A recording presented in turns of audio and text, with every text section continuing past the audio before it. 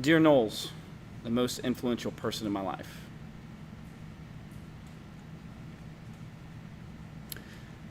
I want you to know that we would have done anything to cure you from cancer, anything at all.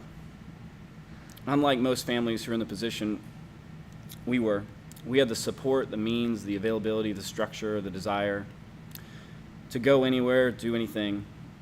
You were going to make it if we had to will it to happen. From the very beginning of our cancer journey, the odds weren't the best, but they were better than many.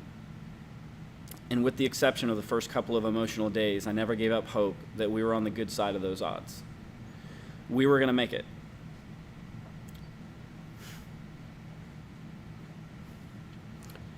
You were going to make it.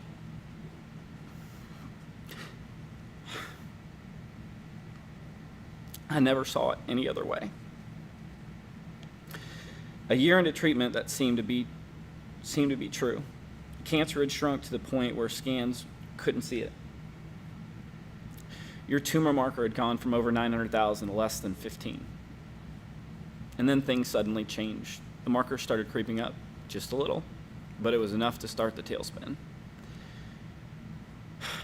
Your mom and I shifted to different pages for the first time. I began to feel like I was going to lose you.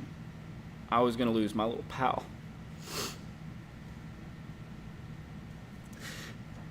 My sidekick, my shadow.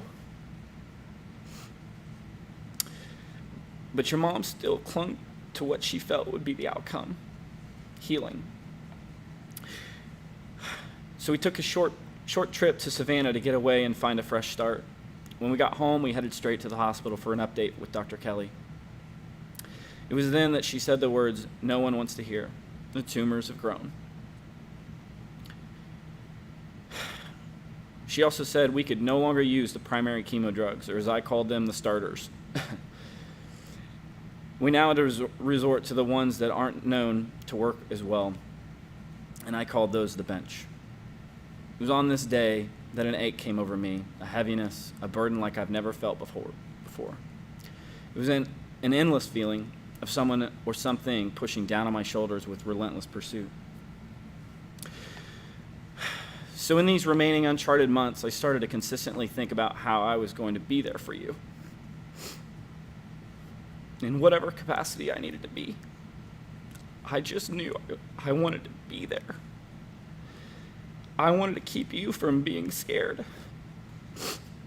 I wanted to relieve your pain.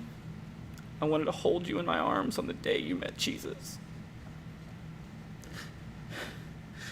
I told myself no matter what, I'd be there. You wouldn't have wanted it any other way.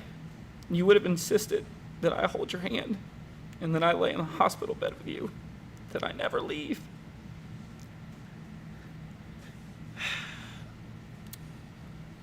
But now I realize just how little, if anything, was in my hands. I had no control.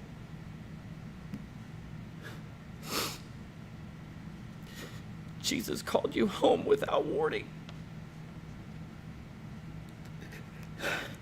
I wasn't there. I wasn't able to hold your hand. I wasn't there to comfort you. I just wasn't there. All I wanted to do was to be there, and I didn't get that. Not only did hepatoblastoma steal you from me, it also stole my goodbye.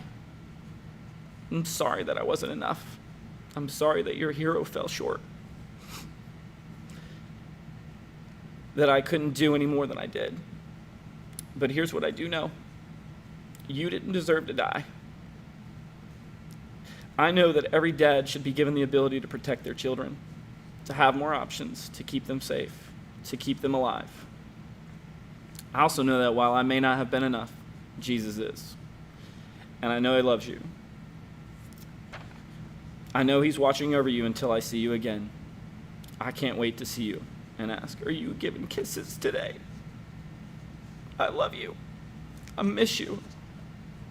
Here's to eternity +3.